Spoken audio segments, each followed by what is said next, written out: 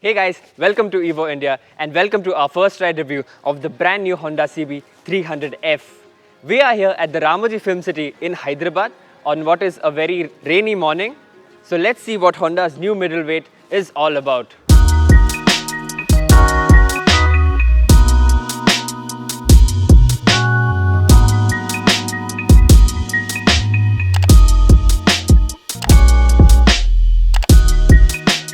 The Honda CB300F, it gets styling which is borrowed from its younger sibling, the Hornet 2.0 and the internationally sold CB500F.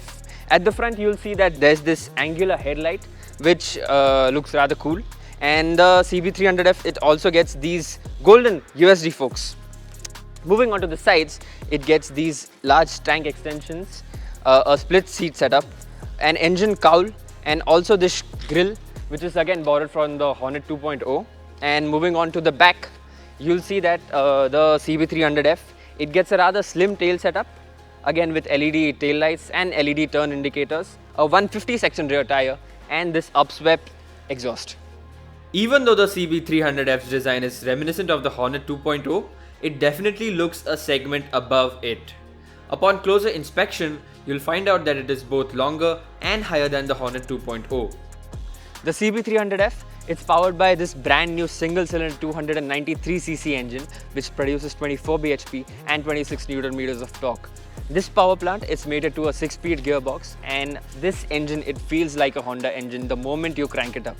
It's smooth, it has good amount of low-end and mid-range performance, and it makes possible overtakes within the range of 60 to 80 kmph very easily. Now don't go by the CB300's name. When Honda says this is a new engine, they aren't deceiving us. This oil-cooled engine has nothing in common with the CB300R's power plant, and in fact it is up actually by 7cc when it comes to cubic capacity. Also bespoke to it is the single overhead camshaft system, which results in less power than its sibling. Out on the open highway though, it gets a little vibey even in the 6th gear. On the safety front, the CB300F gets dual channel ABS, then it also has a slipper clutch and Honda's traction control system. The CB300F, it feels very light from the moment you swing your legs over it. It gets USD forks at the front and a 5-step adjustable monoshock at the rear, and this setup gives it a very commendable ride quality without compromising handling. It soaks up bumps and potholes quite nicely on slower speeds and also does a good job of ironing out undulations during high-speed runs. The CB300F feels confident to turn into a corner, and it feels stable in the twisties. Even though it has a commuter-like high-set riding posture, you feel positive upon encountering the windy roads. And that is courtesy because of its 154 kilo curb weight. It gets a fairly high-rising handlebar and these forward set foot pegs, and that gives it a very comfortable riding posture.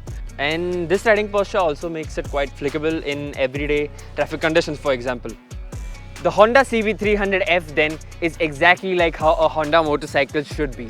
It has a refined engine, a slick shifting gearbox, this light clutch, and this riding posture that makes it very easy to ride everywhere in the city, on the highways. My only problem with this bike is its styling. Not only does it look a lot like the Hornet 2.0, but then it also doesn't have any unique identity or features of its own. The second problem with the Honda CB300F are actually its competitors. Not only are some of its rivals more powerful and therefore more sportier, but some of them are also more affordable. But then the CB300F also gets a lot of kit as standard. You get dual channel ABS, you have a slipper clutch, you have traction control, you also have a digital instrument cluster with Bluetooth connectivity for you. At Rs 2.26 lakh ex-showroom for the DLX and Rs 2.29 lakh for the DLX Pro variant, the CB300F sits right in the middle in terms of pricing against rivals. On one hand, you have the Suzuki Gixxer 250, which is both more powerful and almost 40,000 rupees cheaper than the CB300F, and on the other side is the KTM 250 Duke, which is only rupees 10,000 more but far better equipped. So the only question that remains to answer is, would you put your hard-earned money on this Hornet 2.0's styling? Do let us know in the comments below.